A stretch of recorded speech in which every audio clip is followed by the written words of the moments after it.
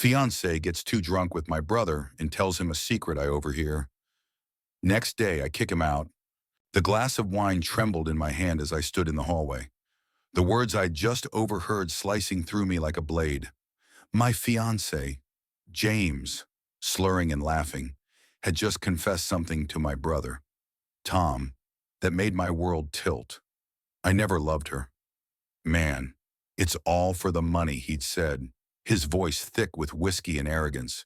It was supposed to be a casual Friday night.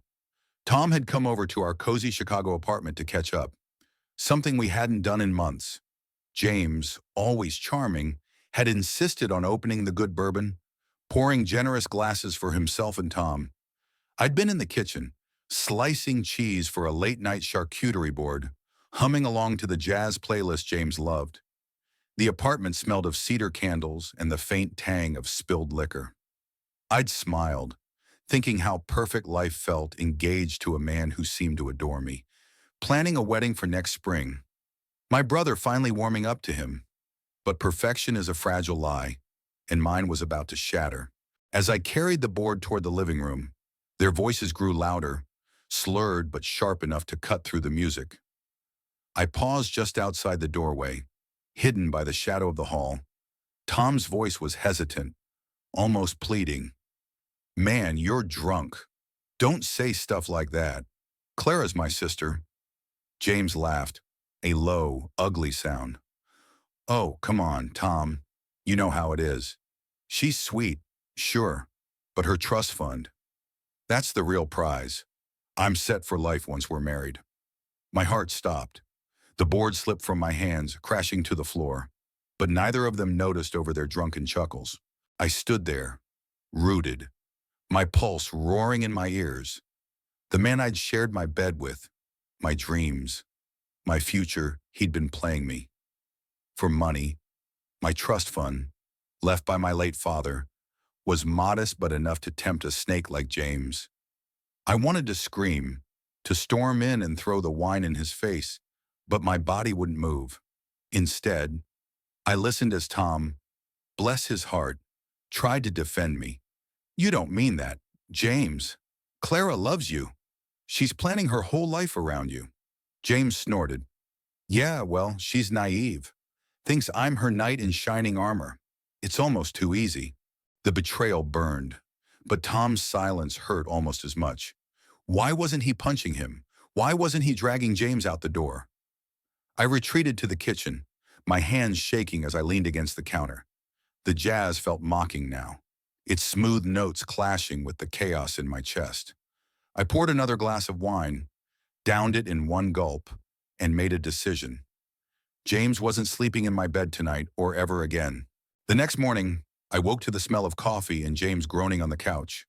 Tom had left at dawn, texting me a simple, I'm sorry, Clara. Call me. I didn't reply. I couldn't face his pity yet. James stumbled into the kitchen, his hair a mess, his eyes bloodshot. Morning, huh, babe, he mumbled, reaching for me. I stepped back, my voice cold as steel. Pack your things, you're leaving. His face froze, confusion flickering. What, Clara? What's wrong? I stared into his eyes, searching for the man I thought I loved, but all I saw was a stranger. I heard you last night, with Tom, about the money. His mouth open, then close like a fish gasping for air. Babe, I was drunk. I didn't mean don't. I cut him off. You meant every word.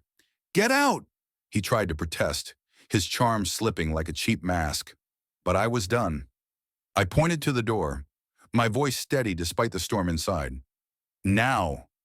He grabbed his jacket, muttering curses, and slammed the door behind him. The apartment felt too quiet, like it was holding its breath. I sank to the floor, the weight of it all crashing down. 3 years of love, of late-night talks and shared dreams, gone in a single overheard confession.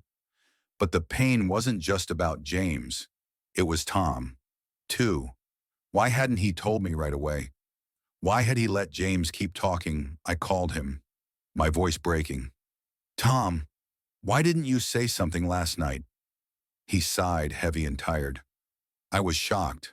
Clara, I thought maybe he'd take it back. Say it was a joke. I didn't want to believe it. I'm so sorry. We talked for hours, piecing together the truth. Tom admitted he'd always had doubts about James' little things, like how he'd ask about my finances or push for a quick engagement. I'd been too blinded by love to notice. The guilt in Tom's voice mirrored my own. How had I missed the signs? The way James always steered conversations to money, his sudden interest in my father's estate, his insistence on a prenup just in case.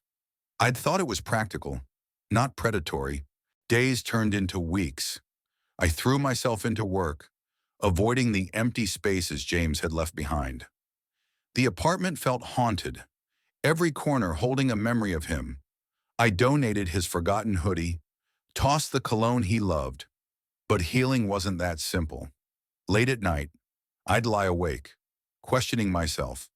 Was I too trusting, too desperate for love? Friends rallied around me, their outrage at James fueling my resolve. My best friend, Lena, brought over pizza and wine, her fiery rants about that leech making me laugh for the first time in weeks.